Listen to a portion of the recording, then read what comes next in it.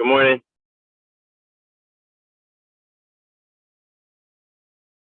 Good morning. Just getting ourselves together over here. Yeah, I'm on my way into my office, so yeah, Okay. give me a minute. Okay.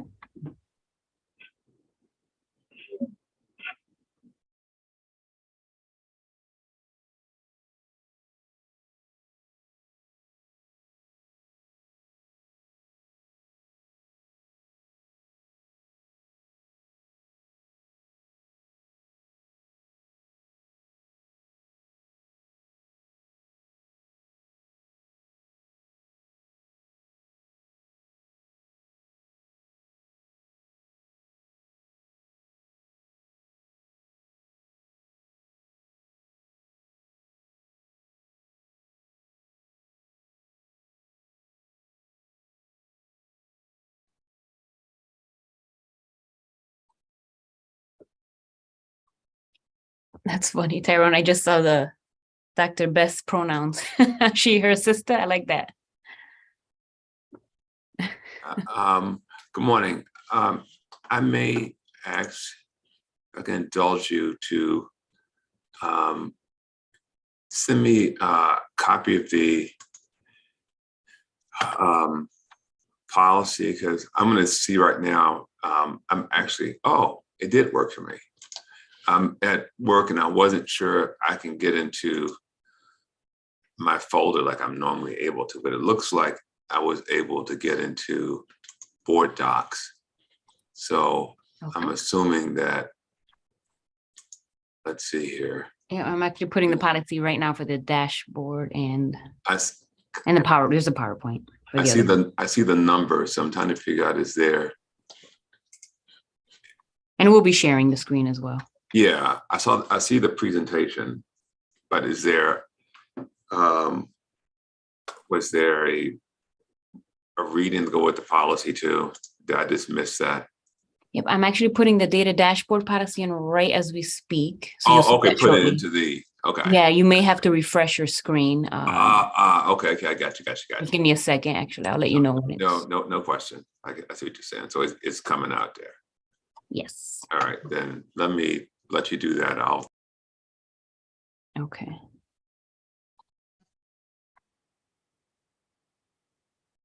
Okay, should be there for that one. And actually, I will add the bylaws for public comment as well, just so people can see.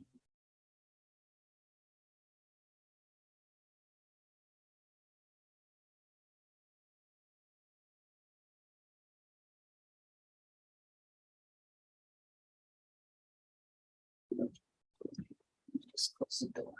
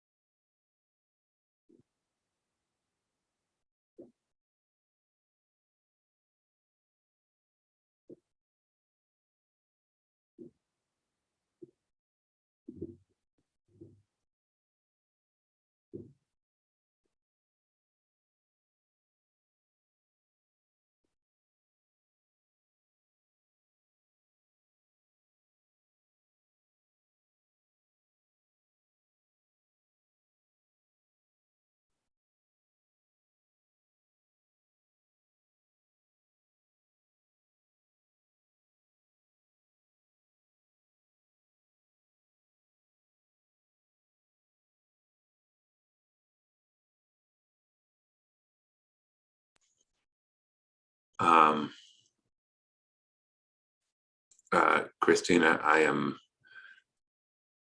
hesitant to change my profile picture since this is a work account. So No worries. you will see that Shelly Best up there, although it'll be Whenever me, you're up. because you get it. Understood. Perfect.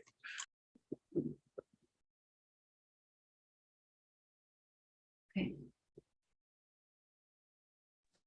Where do you work, Tyrone?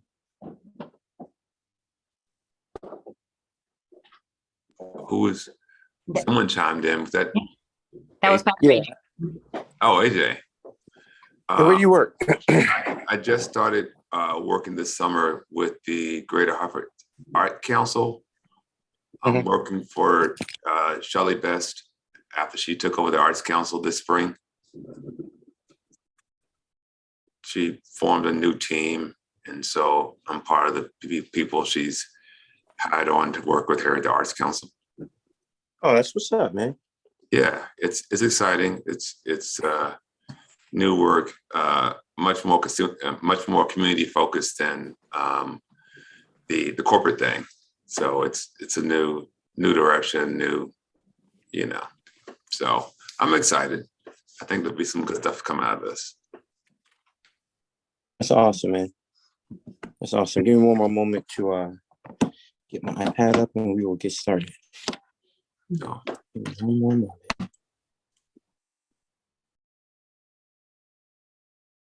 Let me just text Francoise and see if she will be joining, and Dr. Schmerling.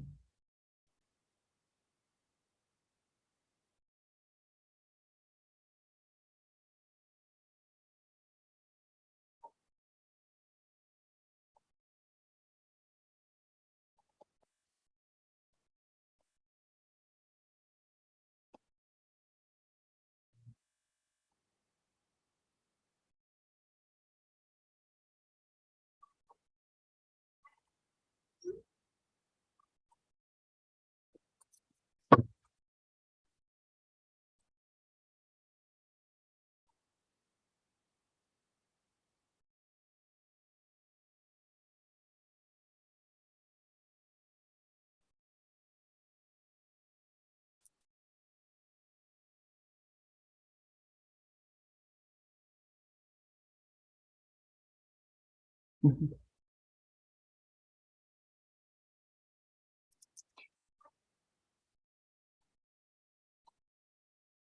Oh, if you're talking, you're on mute, Pastor AJ. So yeah, give me one moment. Just pulling up the agenda and the policy right now. Okay.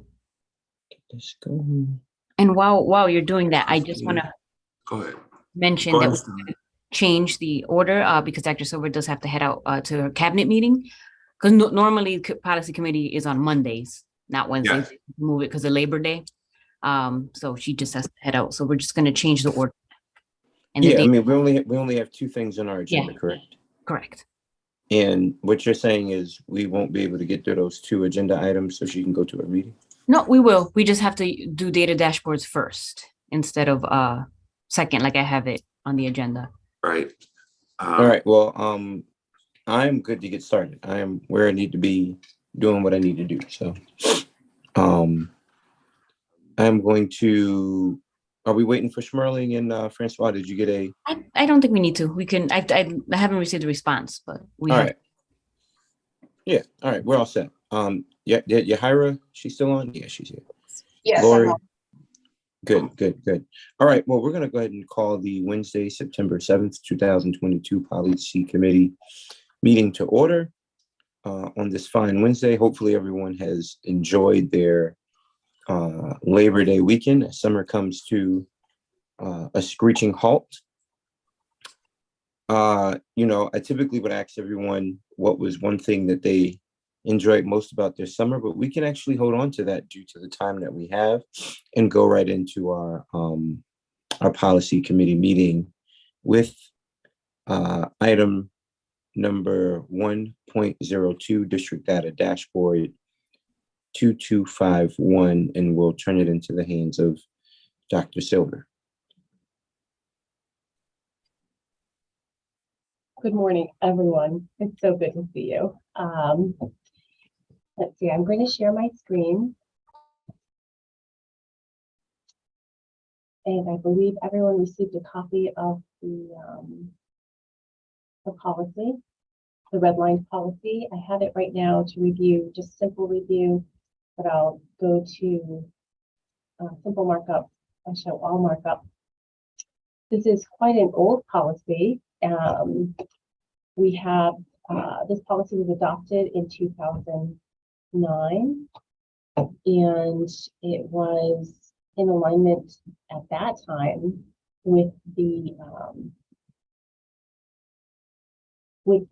leadership and the philosophy and the board that was in place. And it was adopted in 2009 because it was very cutting edge, actually, which is typical of Hartford. Hartford tends to do things before everyone else is doing them.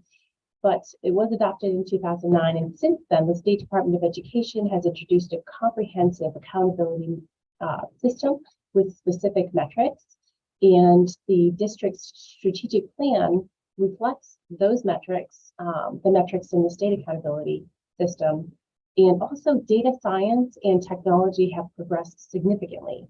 So we need to do a refresh on this policy to bring it into more contemporary times, 2022. And so previously, the policy had called for the development and implementation of a data dashboard. We have developed numerous data dashboards, and especially at the request of our Board of Education. And so updating that language, and again, taking it out of the future tense here and sharing that it will be published by the district and used throughout the community by the district and individual schools. The data dashboard consists of indicators in alignment with the district's strategic plan. And then we've added the 4 priorities from the district strategic plan. And again, coherence is a really important piece of our work. This alignment enables the board to assess the district's performance and coherently communicate its priorities and progress. And the public-facing dashboard that we have for our Board of Education does communicate the major and secondary goals that are included in our strategic plan. So a well-designed dashboard displays data that is concise but comprehensive, clear and easily understood, regularly updated, and is a transparent communication resource for the district's strategic plan. Again, that change, removing reform strategies and replacing with strategic plan. The Hartford Public Schools data dashboard is aligned with the district's not management oversight policy and school accountability policy, but again, strategic plan. A data dashboard will enable the board to effectively fulfill its responsibilities for monitoring the impact of the strategic plan. And so those are some of the major changes to the language of the policy. Pastor AJ, I return it to you. I pause at this time to ask for guidance. Yeah, thank you. I appreciate that. And so are there any questions from our board members on the purpose of the policy that was stated?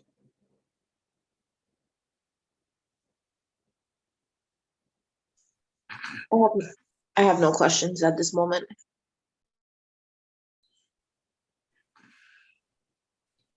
Yeah, I have one question. I get generally you're trying to align with the new strategic plan. If you go towards the bottom, the latter part of that, what I'm questioning under the key indicators,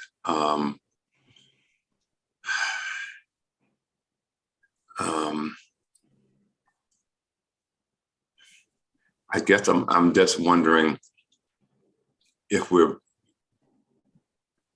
monitoring the impact of the strategic plan, whether are we being too narrow? Are we just in a situation where all we're looking at is just the strategic plan and its indicators? Are there other health indicators of the school that, the school system or the district that we looked at other than just the strategic plan? Is that question clear?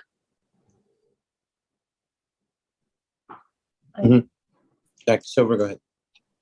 Yep. I'm not sure. So Well, Right now, it seems like the entire dashboard will be structured around monitoring the strategic plan. There may be other indicators of health within the district that we may later decide, oh, this is important to look at too, and this is important to look at too. Is there going to be a mechanism and a way to have the dashboard reflect the key areas of health that we want to look at, or that just can be limited to monitoring the impact of the strategic plan? That's, I guess, I'm trying to understand that. Do you get what I'm saying? The way it's written, the data dashboard would enable the Yeah. board to effectively fulfill responsibility and monitor the impact of the strategic plan. That just seems a little narrower than the previously. You're looking at the full Harvard Public Schools. Am I not reading it right? No, I actually agree with you, Tyrell. Maybe adding in a sentence that says, you know, in addition to other factors Right. deemed necessary by the board or whatever. Okay. I think that one line at least gives the flexibility that if we identify other things, it can be added. So, okay. Perfect. All right. Yeah, Okay. no, I appreciate that, Tyrone, because that actually is a very good suggestion.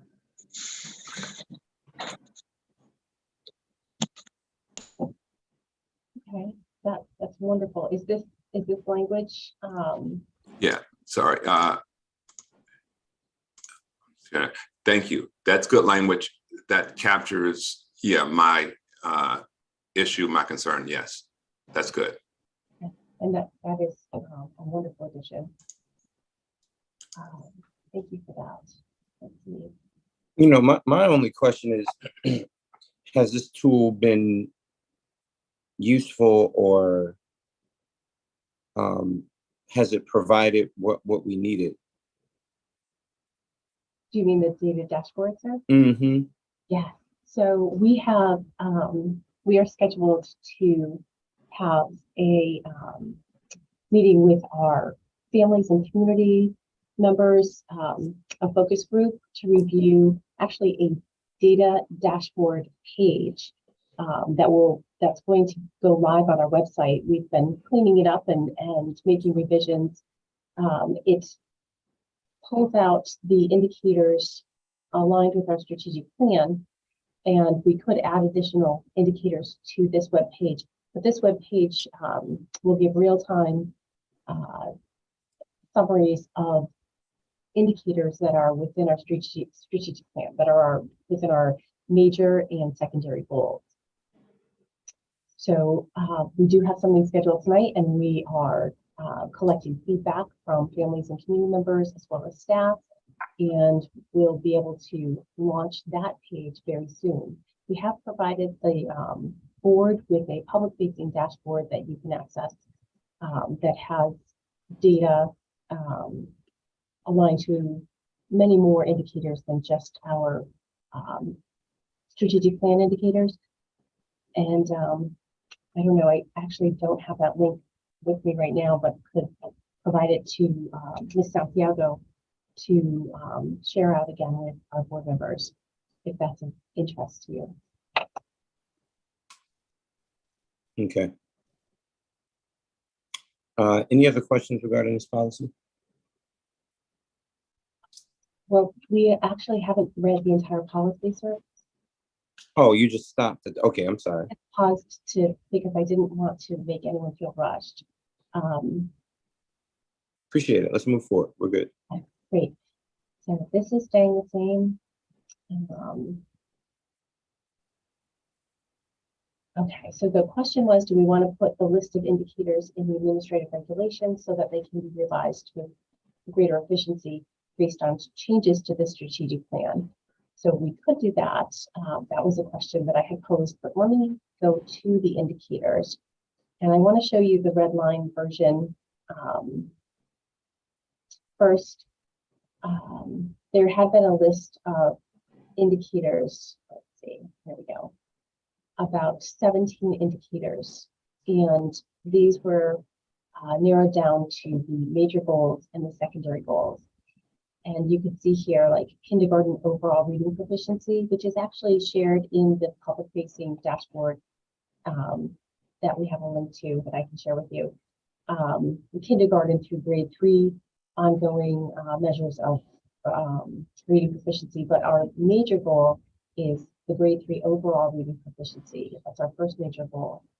And our second major goal is grade 8 overall math proficiency. Then we no longer measure writing with the high stakes assessments, but we do monitor chronic absenteeism, and that is in our strategic plan. That's a big push this year, and it's also a really important metric. I'm so glad that our board adopted a strategic plan that focuses on this. We also have the 4-year cohort graduation, and science has been moved away from a major goal. Then students meeting Smarter Balanced ELA growth targets, which is a really important goal. This is for all students who are taking the Smarter Balanced. We look at the ELA growth targets, and again, year to year, from grade 3, once the student takes the Smarter Balanced, up to grade 7, there is a state identified growth increment for each student based on their scale score. So we monitor how many and what portion of our students meet that growth target. And the same goes for math with the Smarter Balanced. And then we have our secondary goals, which are, what is it? Students meeting the ELA SAT benchmark, and students meeting the mathematics SAT benchmark. So we've moved away from participating in the SAT. We expect as a regular course of business that students will participate in the SAT assessment. And then schools with ELA and math performance indices at 50 or above, which is a really important measure for us because the performance index of the number is 75. That's the state target. So we have, we're aiming to get increasing numbers of our schools having performance indices in ELA and in mathematics at 50 or above. And the number 10, grade 11 students enrolled in college and career courses. So that can be a huge savings for families when students earn credit in college and career courses. And it, of course, prepares them for college and career. If you go to UConn, for example, imagine you go as a freshman, every full-time credit that you bring in from high school can save your family about $2,400. So it's a really big savings strategy for our students, families, as well as a great preparation process for our students to prepare them for college level work.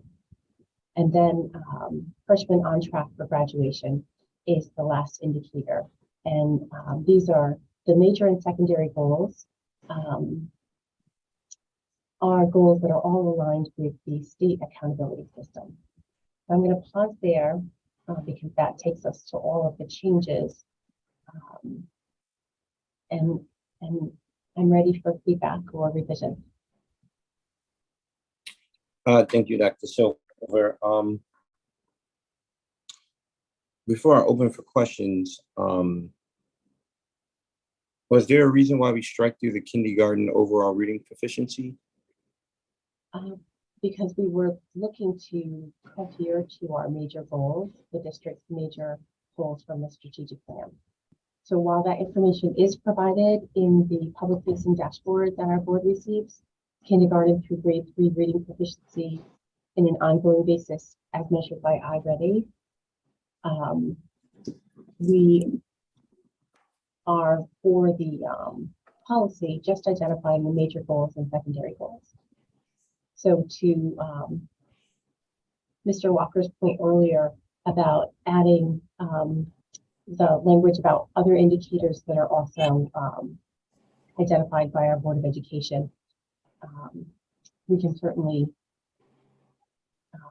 either retain that indicator, or we certainly will continue to report it in our public-facing dashboards. Okay. I mean, the same question for kind of for kind of math as well, but I'll open it up to other board members for any questions. I don't have specific questions now. I need to take some time to kind of review the goals and indicators. They seem reasonable. So I'm hoping at a future date if we find other indicators that's worth bringing back, that there'll be an audience for us to kind of forward that to you or whatnot. But for right now, they seem reasonable. Yeah, I want to digest this information a little bit more. I don't have any specific questions as of right now, but I definitely would like to digest this a little bit more. But so far I don't see anything I disagree with. Okay. All right. I think we're ready to move forward.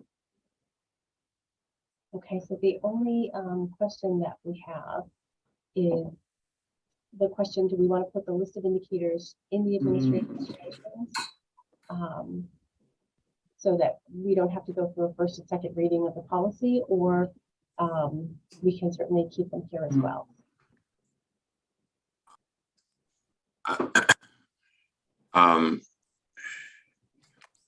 Okay, I hear you. So the administrative regulations are going to feed this particular policy, and you're going to reference you're saying basically if we put those indicators in administrative regulations, we'll be able to change them with less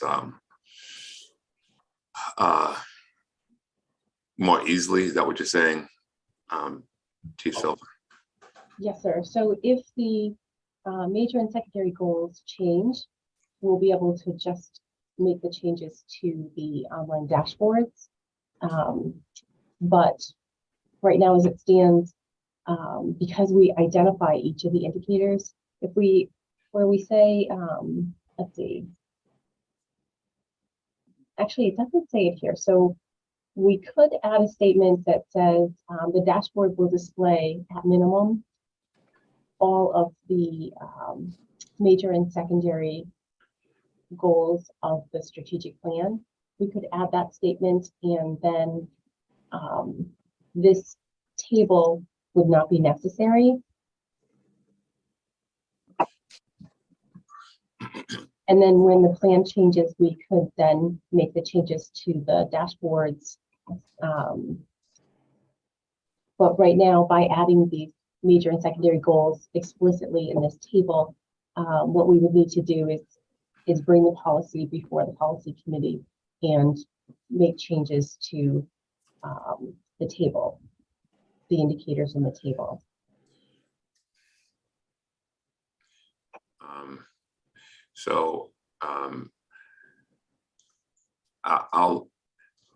I understand the benefit of it. I'm not totally decided on the best approach here. There's some visibility that occurs when it's right here in the policy. Everyone can see it, they know what it is. And it doesn't, if a change is made, it's pretty visible that change is made and people are made aware of it and maybe discuss it a bit, right? So what I'd like to understand, if we make it an administrative regulation where the change can be easier, how do we maintain the visibility that people would be made aware of it? There'll be some kind of way that people are notified that a change is happening. Because most people will come to this dashboard and they'll be using it kind of as their reference to see how things are going. And my concern is someone comes, next semester and realize their favorite indicator or two is now gone. Mm-hmm. And they didn't know it was leaving. They didn't get a vote on to, hey, I like that thing. Do you understand what I'm saying? That's the only thing that if there's a way to somehow build a mechanism in where people are notified and they're advised and stuff like that, and it doesn't just pop up on, then possibly, I could be okay with the change. Right. Wouldn't Yeah, those type of changes typically go through our other committees though? If you That's wanted why to change that? and Jahara, that's exactly what I'm suggesting that I don't quite know all the mechanisms right now, how it would happen. If I can understand that, then I would feel better if I understood.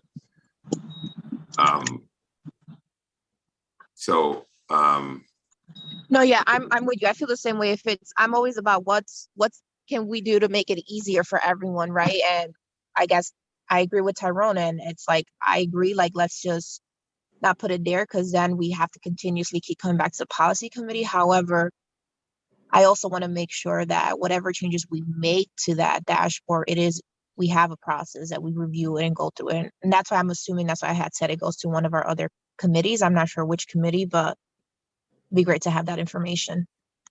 So, I mean, to Jarvis' point, Dr. Silva, is that how you would envision it happening?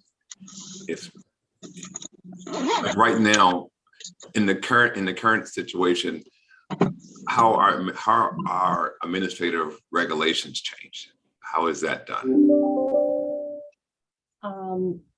It depends. It could be that a new law is passed and our implementation needs to be updated or revised. Or administrative regulations are typically the work of administrators. Well, that's what I'm not that cut across you, but that's what I'm saying. So if in this situation, would it be a case where just the administrators would get together and, you know, kind of vote a change, and is that how it would happen if it was an administrative section? So the administrative regulations are in place to ensure that the procedures are followed for the policy by the schools and the staff. So the administrative regulations give directive and guidance to school leaders, different people. For example, if the board adopts a new strategic plan, it would be incumbent upon us. We would be responsible for making sure that the administrative regulations were updated to reflect the new strategic plan for the data dashboard and for all of the different pieces that we work on. But I do really value the transparency piece of the question I think that you're asking, Mr. Walker. And I know that our board really seeks to be very transparent. So I think that probably our strategic plan is updated every 3 years.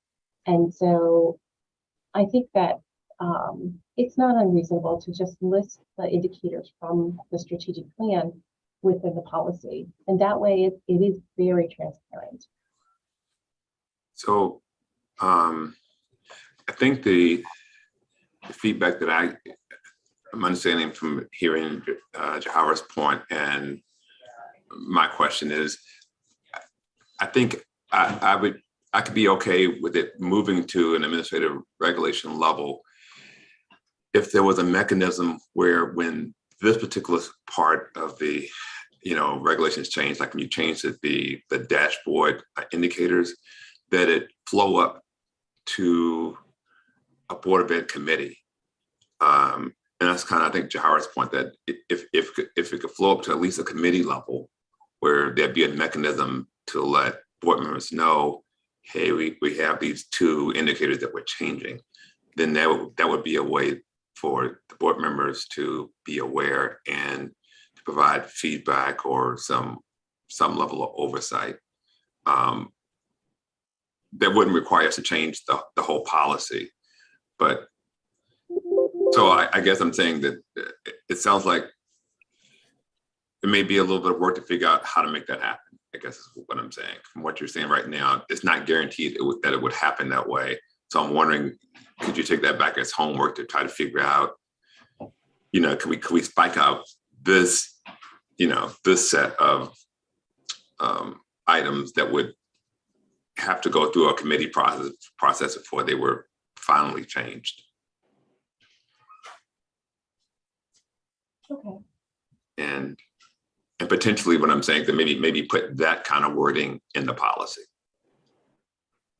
Do you get what I'm saying? Where maybe move the indicators, but put something here in the policy that says, before indicators are changed, we will bring it to, the requisite Board of Ed committee or Yeah. review or something.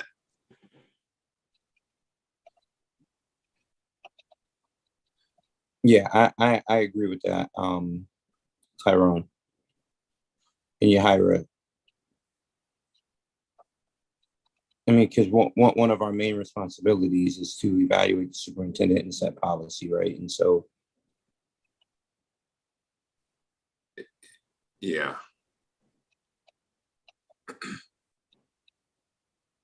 Absolutely.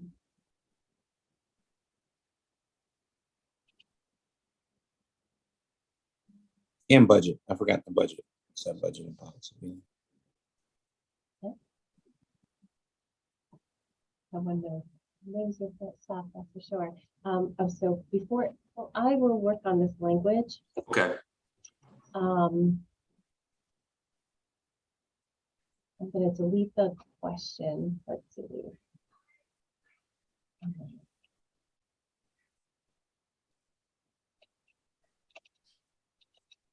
Dr. Silva, would administrators feel some type of way? Because it Can you repeat the question? will the administrators feel like we're taking something from them? No. No, I was just by referring to the district strategic plan, I was trying to bring in just more efficiency.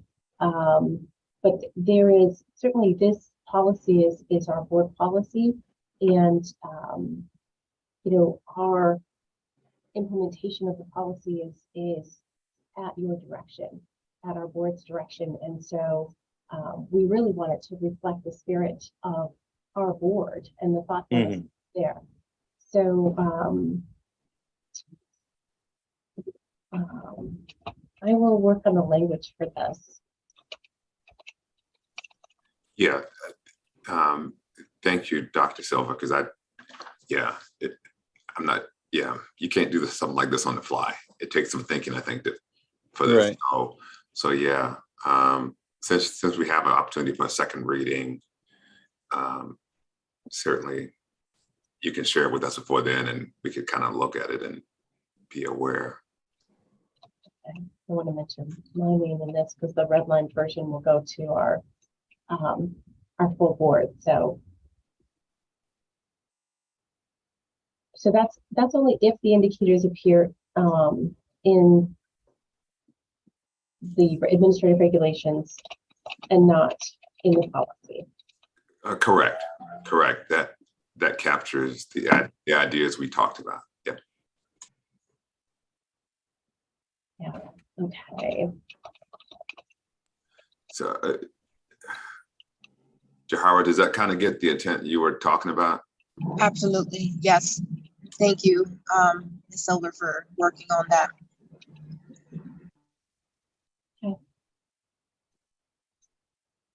I will work on that. Absolutely. Thank you very much. I really appreciate how thoughtful people are with this policy and revisions. So I'm just going to go to simple markup just to show you what the policy looks like from the top to the bottom. Let's see. We do have the board theory of action on our policy calendar, proposed on our policy calendar.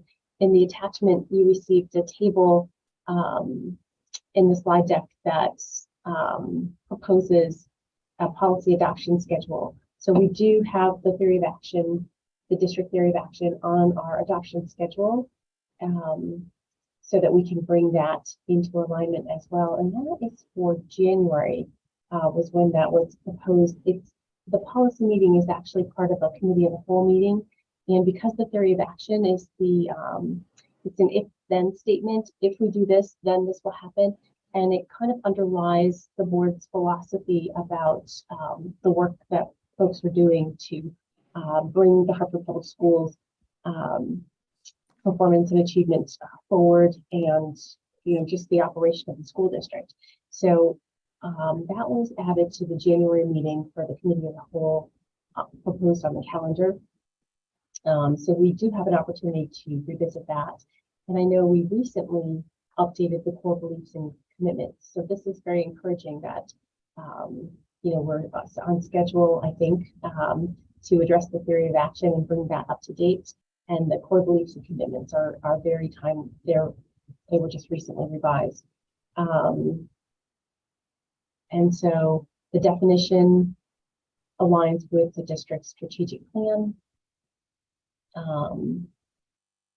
And just more concise language here, and some comments here. And then a list of the indicators to include in the data dashboard, which that table could be moved to the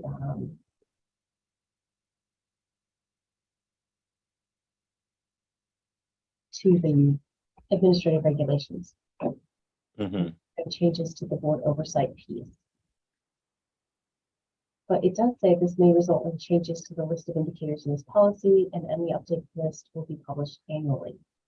So we do have a requirement to annually publish the indicators in the data dashboard.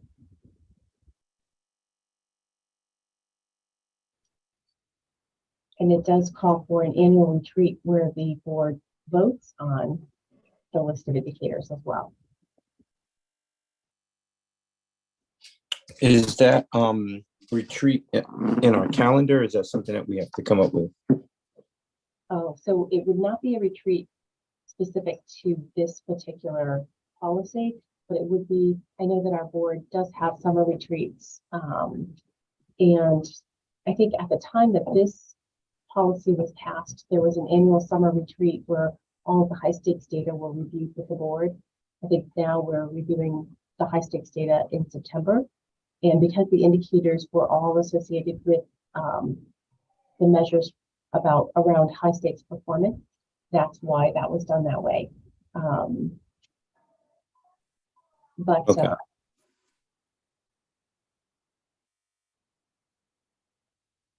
Okay.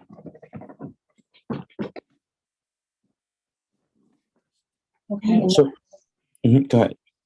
I was just going to say that brings closure to our revisions to this policy. All right. What is your recommended action for this policy?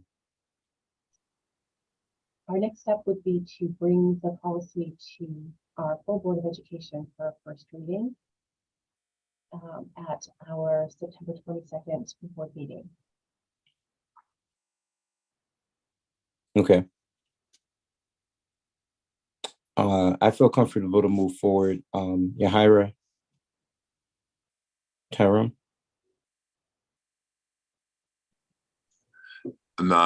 Sorry. Yes, I'm fine moving forward.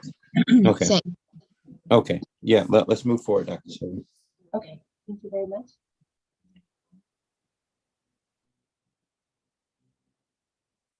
And I am going to turn this back over to you, Pastor AJ and Christina, and step away. I'm sorry I have to leave early today to attend meet another responsibility, but I wish you a wonderful, wonderful next couple weeks and enjoy this beautiful fall weather. Thank you. Likewise. Thank you so much. Okay. All right. So for this board policy, would this be for first review, or what's the recommended action on this one? For the public comment, Mm-hmm. I think, and I'll share right now, we had discussed this in leadership a while ago about moving public comment, or at least public comment for non-agenda items to the after the business, or at least after the reports, so that we can ensure that folks who attend the meetings, I mean, know everyone has a busy life. They're not likely to actually read the reports, but if they hear it at the board meeting, while they're sitting there and then do public comment, they're more likely to hear what's going on in the district, straight from the district. So currently, as it's listed, and this has changed here and now. Again, it actually does say dialogue session, parent and student comment, and then public comment. We may need to be specific that it's only on agenda items, and then here item at the end, additional public comment as needed. So when I looked at first, I didn't think it was in there. We weren't sure if it needed to be changed in the bylaws, since this schedule is technically in the bylaws, or if it could just be implemented. Mhm. So I just wanted, I don't know, to hear from board members what they thought, and if you could say like that, we just need to stick to it. We just need to make sure that it happens this way. Christina, can you repeat? I heard your comment. I guess what's the question on the table? Do we need to further define what people can talk about? Is that what you're? No, well, no. I guess the issue we were having was we want the public and the community to be as informed as possible. And one of the things that kept happening is as soon as public comment is over, as you know, it's at the beginning of the meeting, most people would leave and would either miss the reports or what's happening, what was voted on. So one thing we thought of was to move public comment to after either the reports or after the business agenda. I'm not sure yet. Years ago, believe it or not, I know things, these meetings used to be very long, and public comment lasted so long that they took out parent and student, put them first, just in case, go home for dinner, go home for their homework, if they showed up at a meeting to speak. So we allowed that. Then public comment, if you're speaking on an agenda item, because I think also in leadership, we discussed, we can't have them speak after things have voted on. We want them to be able to speak on an agenda item that is up for vote that same meeting. However, some public comment has nothing to do with either. So we were hoping to somehow, any public comment that has nothing to do with that agenda for that evening can be held until after the business agenda. So that they can speak on any topic they want. But in order to make the meeting more efficient, in order to get them to hear what is being said and voted on and the reports, we were thinking of structuring the meeting that way. Mhm. I think my only, and I think we talked about this, Christina, during our meeting is, at the beginning, when people sign in, just having a sign up sheet that makes it clear, your parent, your student, what is your topic item, just to make sure that after the parents and students talk, that public comment period that's supposed to be on the agenda items, we know ahead of time that they will be speaking on that. If not, they will be moved to later in the meeting. I guess that would be my only other recommendation, is that we have some type of sheet tracking system so we know ahead of time. Does that make sense? I don't know if that exists right now or if we need to look into that, but it actually, pre-COVID, it was on paper. I used to have a sign-in sheet for parent and students, and then everyone else. The only thing we did not do, and this is where it gets a little tricky, is monitor if they're speaking on an agenda item or not. How to control that. Right. Because some, they'll say, no, I gotta go, so I need to speak on this regardless, and we'll start speaking. Do we, are we gonna cut the mic off? Are we not? Or some, they want to speak on agenda items and other stuff. Do we split them up? Do we allow them to finish their comment? It's the details are a little sketchy right now. I'm not excited about trying to constrain that dialogue session. I think the one thing you've said that I can connect to is that maybe it's time bound, right? So I guess the concern is that is the concern that that the public comment go too long, or is the concern is that people talk about things that really aren't on the day's agenda? And correct me if I'm wrong, Christina, it's the biggest concern is that once people say what they got to say, they leave and they don't stay for the meeting so they can become well informed of what we're discussing and voting on.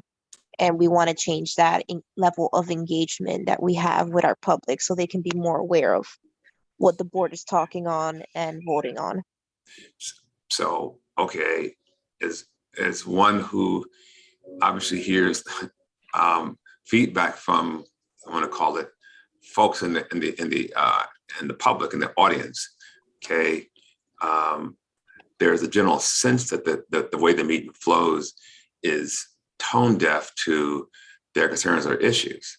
And so, in essence, the sense is, I can say, I'm absolutely against agenda topic 3, okay? And then the board proceeds on and discusses agenda topic 3, they approve it, and moves on. The person that's sitting in the audience like, why did I bring up an objection? Why did I even say that? Why did I even stay to see how the board would address or answer it? So we got to balance that piece too, that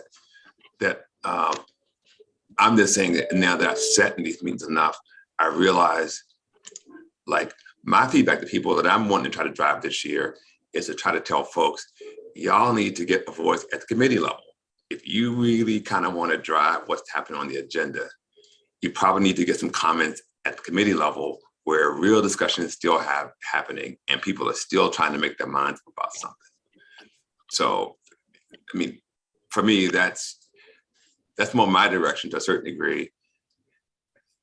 What I'm asking is, if we make people sit through the agenda, are they going to be any happier to hear an agenda that doesn't go the direction they want to go, and then they get feedback after the fact saying, I just didn't agree with what you guys just did in the agenda? Is that better? I'm running on a little bit, but so. Yeah. So I mean, my I don't know. I struggle with this because, like I said, I come from Tyrone. You know where I come. I mean, I'm a community organizer and have planned and strategized for public comment, right? In a variety of ways. But where I struggle is being on the board side of it, is that, you know, people come, say what they got to say, and then don't really stick around to hear the business of the board, which, you know, may or may not, like, I don't know where I'm landing on that, like, fundamentally, like, so what, people don't stay, right? It's their right to show up. But then it's also like, you do all this work in committee, as you stated, and you report out on changes, and no one hears that about it, or they hear it from another source, right? So I mean, I struggle on this particular policy, and I actually would like to actually hear, you know, I kind of want to hear what people think about it, you know, before making a decision on this, because I think when you try to control public comment, that can be viewed as being real dictatorship-ish, and, you know, but the spirit of what we're trying to say is, like, children and families first. Anything other pertaining to business, you know, you got to wait till we handle our business. And I think, you know, I think that's fair. But I don't want to make this an isolated decision. Jahira, where are you at with this? For me too, you know, you guys know me, I'm in the community line. It's a hard balance, right? In terms of making sure the community is heard and having an effective and efficient meeting. And I'm with you. I want to hear the parents and the kids first, and then you guys wait until we handle the meetings, the business items.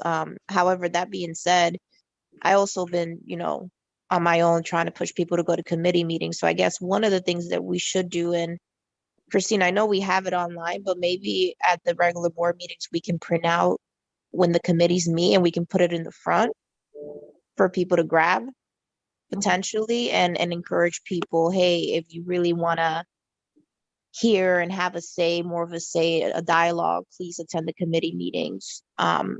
I'm just trying to find a balance of how do we continue encouraging people to listen and come to the committee meeting,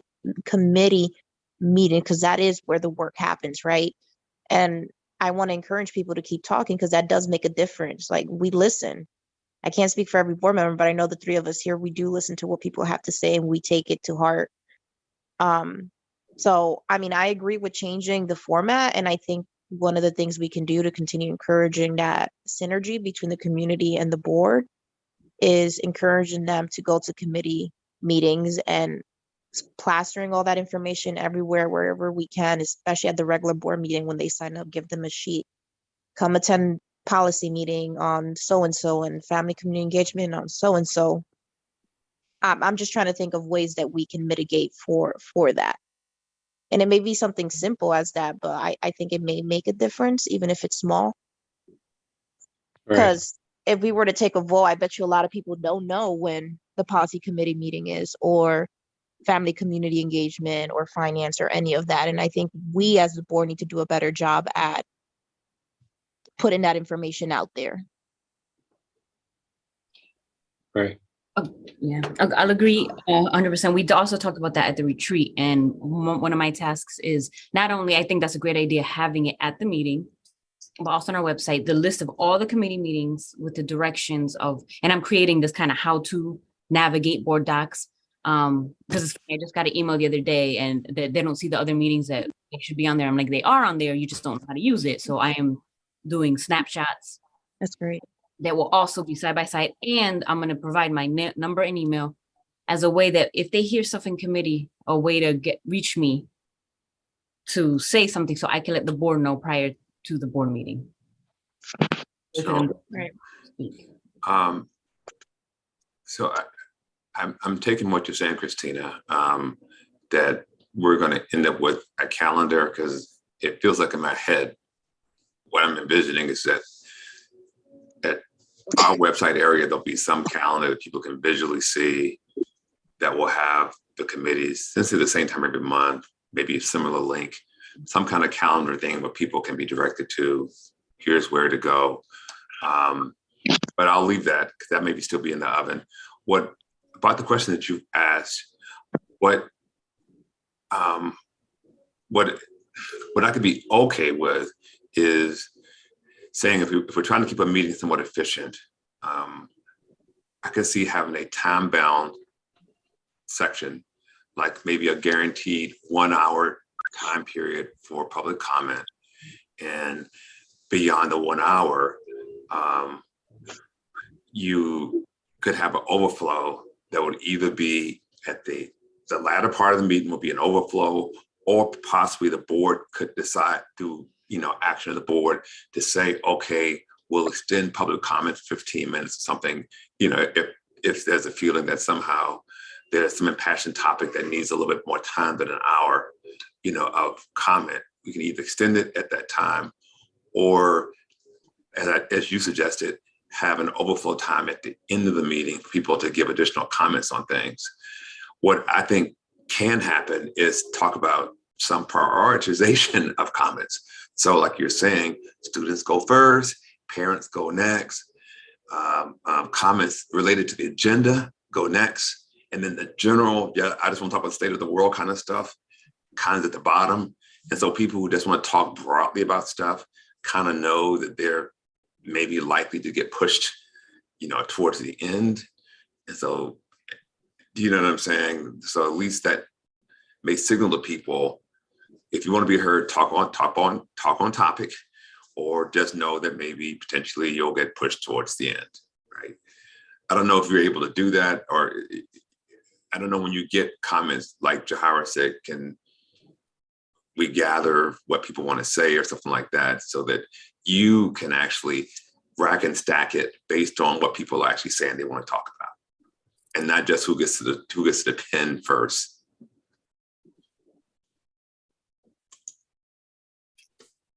And it may take some getting used to. I think that is what we're talking about, and people have to, the public has to own it on themselves. So like, if I know I'm not speaking on an agenda item, and I know we only have a time limit of, right, and by the way, this policy kind of contradicts itself. If you see it here, it says 30 minutes is the maximum. Up top, it said recommended 60, so Yeah. we have to set a time. And then after a while, they'll get used to it and hopefully say, you know what, I'm not speaking, let someone else who is speaking on the agenda item first, then I reserve. And that may take some time to people getting used to. I think the 60 makes sense. I think that the 30 is, 60 is long. it's not being fair to people now. I mean, I'm willing to donate an hour to listen to the public. From 5:30 to 6:30, we can just sit tight and listen. I think that's okay.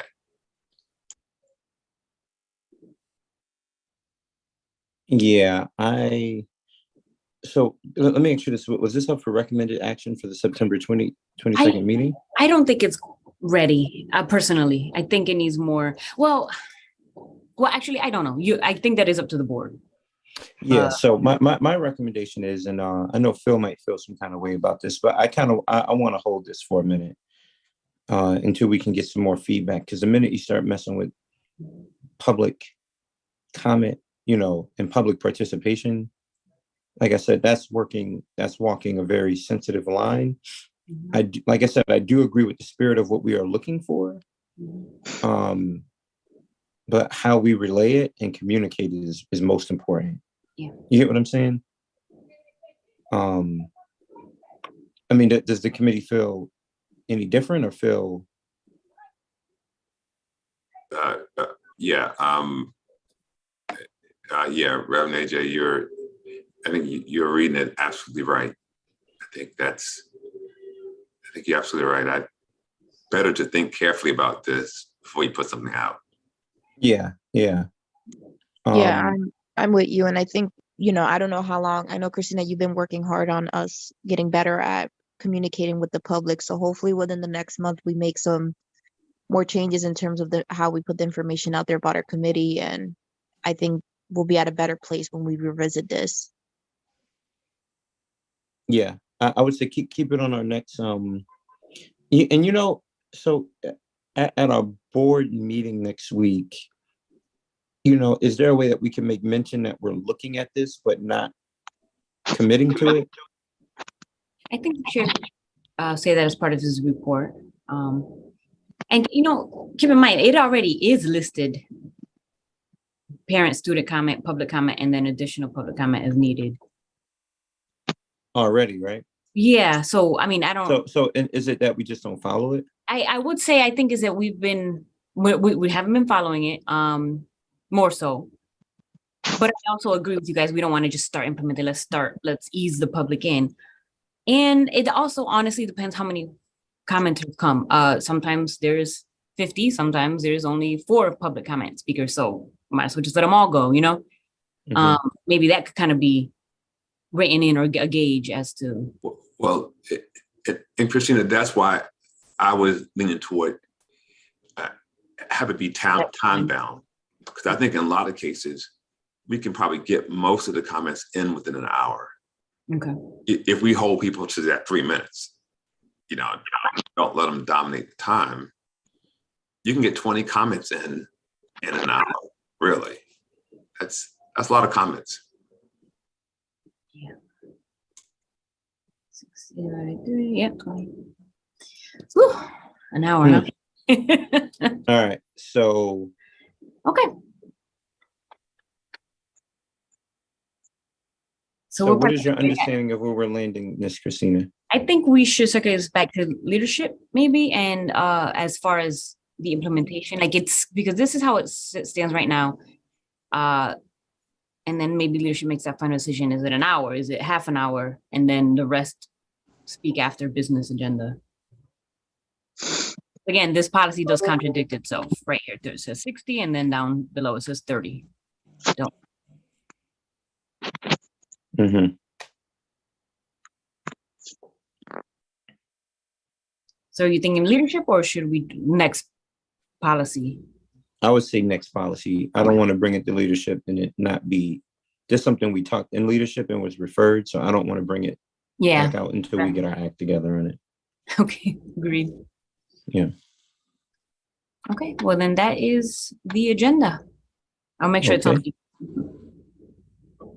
All right. Well, I mean, we're done. Thank you.